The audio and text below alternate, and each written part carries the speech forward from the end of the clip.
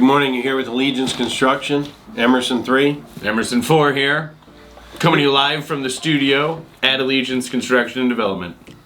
We're going to talk today a little bit about good project planning and what makes a good project or a successful project. The most important things about when you start a renovation or any kind of new construction, you want a good plan, you want really good sketches of what you want, some ideas, product selection, and Pinterest and Google have a lot of images, and House is one of them. We have a big presence on House, not only with our own projects, but you can go there and see other people's or just a whole cache of pictures to pick from. The other thing is to make sure that these sketches, again, how do you decide sketches or plans? And that's maybe the first thing to touch on. If it's a major structural renovation or a major addition on a house, we want to bring in our design professionals. We work with a couple of folks that are really super good, and they turn out a good product. And the bottom line is, for a contractor to follow a good plan, you have to have it in front of you. If it's a small thing, we can do sketches, 8.5 by 11. You do them to scale. Make sure the owner's on board with that, and we do them in stages, right? Oh yeah, usually for smaller projects, smaller renovations, kitchens, baths, you really can just do this by hand. You don't necessarily need an architect. It's on a bigger scale, when you're going into the living room and taking out walls, then you're going to need an architect or an engineer to help you out and figure out the design and what's going to work best for your home. Then the next thing we kind of like to work on is a scope of work.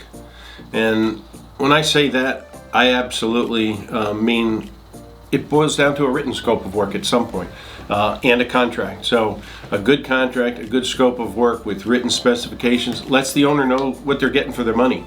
It lets us know what we've included, because a lot of times during negotiations for a project, there's a lot of things they ask about, and then they boil it down to what do they really want, what have they agreed upon, what's in their budget, and then what's in the contract. So if you don't define that, people, by the time you get it started, and maybe it goes through permitting in 30 days, and say it's 60 days later, do we all remember what we actually boiled it down to? The bottom line is, if you contemporaneously boil it down, put it on paper, review it well, correct whatever needs to be corrected before anyone signs this project up, man, that's the best way to go.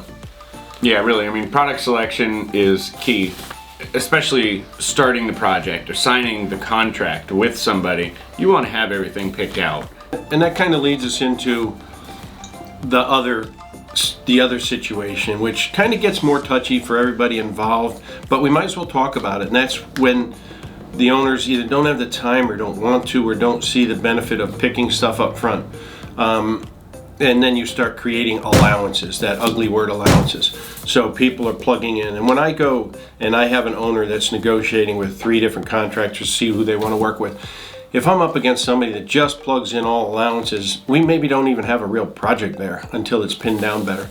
I like to minimize my allowances. Sometimes they are in there for just because they haven't picked the exact species of wood floor we're going to use or the exact tile on the wall. If we do use allowances, I'll try to make them fit what we're talking about, not be some lowballed thing that we end up having a big deal over. It is a touchy subject, but it's one that should be talked about up front with your owners and make them see the reality. I will say that in the past, Emerson and I have, in a preliminary meeting to see if an owner was a good fit with us, if they're not willing to do some of this upfront stuff, they're probably not a good fit, and we're probably gonna nicely, politely move away from the project. Because the reality is, if they don't do it then, and they don't do it before we start, the project will get in a quagmire, and that's not what we like to do. We like to get into our projects, start them, move them along, everything ready to rock and roll, and have a completed project in a timely manner, and everybody happy at the end of the day. Reality is conversation and partnering. Communication is very important. These are important, right? We work with people that really care about the experience you go through. Right? They're very positive, and it's not a fake positivity. I'm good friends with most of the people we work with, and we've developed those relationships because we've trust each other, we've worked with each other, we've seen how they work with other customers, right? And it's a good experience. That is what is important, right? If it's a bad experience, at the end of the day, every time you walk into that room, that's the feeling you're gonna get, right? A sense of anger and maybe a regret, and you just don't want that, right? You want it to feel good at the end of the day. So I think good project planning boils down to Planning. just that. Talking about stuff, selecting, boiling it down to a written set of standards that we're all going to follow, and good conversation. Absolutely. With that, I think we probably covered every aspect of this. Guys, we're gonna let you go for now. We know this kind of got a little long, but you know, the more information that's out there, the better. You can never know too much about this moving forward with anybody. So listen, if you have a comment or, you know, some way you think we can improve our planning or budgeting, let us know in the comments below. Don't forget to subscribe.